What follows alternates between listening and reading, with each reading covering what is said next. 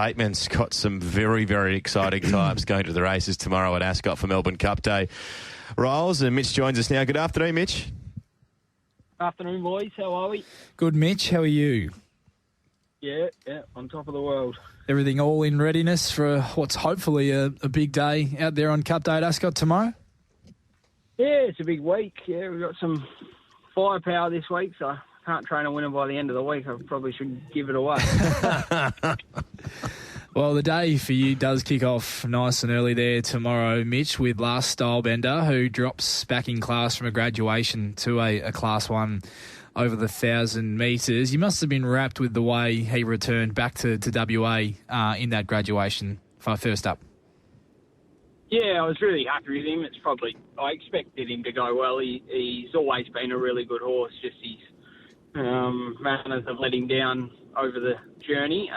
But yeah, since he's been back from over east, they've obviously done a great job with him over there. They fixed his barrier manners and, not having to worry about them, that he's got the motor to be a Saturday horse. So, I was wrapped with how he returned and there's just no races around for him. I've searched for grad thousands and there was just nothing for weeks. So he drops back into a Class 1 and he should be hard to beat. Gee, he must have done a good job, Julian Welch. I remember we spoke to you before he went over there and you told us basically he's one of the worst horses you've dealt with at the barriers, and if this expert, Julian Welch, can't fix him over there, I don't know what the heck we're going to do. But he's come back a completely different horse. Yeah, I can't speak highly enough about Julian. I didn't know a lot about him other than that's what he was renowned for. And this horse is literally a completely different horse. You couldn't get him to stand in there for 5 seconds without going berserk before he left, and now he'll stand in there for 5-10 minutes and won't even flinch a muscle. So, he's a completely different horse, and that was always his letdown. Ability was never an issue, just his manners. So, they ironed them out for us, and we should have a bit of fun with him from here on in. Does he need to lead to win that race tomorrow, Mitch? Because there are a couple of pretty quick ones drawn underneath him, and he has got the 60.5 kilos on his back there, given he is dropping back in class pretty sharply.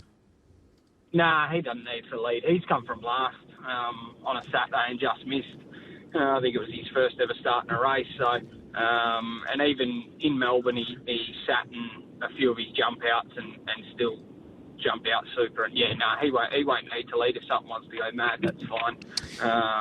He just gets a bit keen, so they'd have to be going quick to lead him. But if they go quick, he'll sit, no worries. Now, Mitch, Flying Frankie didn't see a lot of daylight last time out, and that's probably understating it. Do you give the gelding a strong chance tomorrow?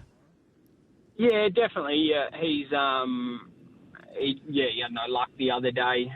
He bounced, and I know Willie thought he probably should have led, but Last Stylebender, just like I said, he gets pretty keen outside him. So, and then once he ended up behind Last Stylebender with Rolling Ruler outside him, he was never going to sort of get out from there. So, he had a really soft run. That's why he's sort of backing up off 10 days. And, if he brings either of his last two runs, that should be good enough to win tomorrow, I would have thought. Someone tells me, Mitch, you only paid $1,000 for this horse. He's already earned $22,000 in prize money, and it seems as though off his first couple of runs back this preparation that he's going to pay you back in earnest. Yeah, I'd love to take the credit, but I can't take any credit. The owner bought him at the winter sale, so he's been a really good buy. He's a beautiful horse to look at, and he actually got offered some offers from Hong Kong for him after his maiden win, and he's been vetted from head to toe, and there's not a blemish on any x-rays or anything. So how he was $1,000, I'll never know, but he's been an astute purchase. Will he handle that rising weight there tomorrow? Yeah, I think so. It's a massive drop in class, and it is a very, outside of, I think, one horse, it's a very compressed weight scale. So he's not a long way off the minimum aside from one horse. So, I don't think that'll bother him too much. Extreme Love, she's run a couple of really good races in her first preparation for your team, Mitch. She certainly doesn't do herself any favours with her pre-race antics, I guess you could call them, behind the barriers, but she's certainly building towards a win. Yeah, she needs Julian Welsh as well. So, unfortunately, she probably isn't last style bender. So, she's left up to me. We've put a blindfold on her tomorrow, and we've done a fair bit of work at home, and she's been really good with the blindfold. So, hopefully, she doesn't make a liar out of me tomorrow. I think she's going incredibly well. Strikes a very winnable race, and yeah, I think if she gets the first half of the race and behind the gates and all that right, then I think she'll be hard to beat. I've been really happy with her, and hopefully tomorrow she can get out and build. I think she needs to get out and build. She sort of doesn't have an electrifying turn of foot, but she keeps coming. All right, talk to us about this filly. The long lead filly, Our Girl Can Run. Didn't she set tongues wagging with her maiden win back a couple of weeks ago, Mitch? She steps up to the 1,400 metres. What are you expecting? Goes up in grade, and this is a considerable jump in grade, but she's right in the market. Yeah, it is a big jump in grade, but you can draw a line. She did race playing at Sweet 2 starts ago at 1,000 metres and wasn't far off. She was only a length off playing at Sweet at start 2. I think she's improved a great deal since then. So you can probably draw a little bit of a line there. Talking Co's a really good horse. But I think this filly's really, really smart. If she gets the right run in transit, then she'll give him something to catch. She's a really good horse that we've had a good opinion of for a long while now. She seemed to look a different horse, Mitch, when she was able to find the Dulux in front, and it was a similar story in that trial leading into her debut as well.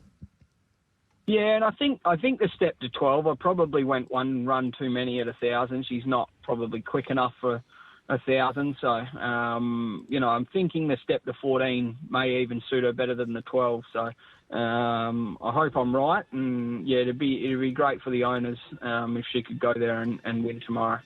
All right, we have to get to Pinjarra in a moment. 90 seconds away. A couple of other quick ones if we can. Before we go any further, I had a self-interest question on the text line. Can you ask Mitch what he thinks of the Sally's Realm filly he has? One of the owners has texted in.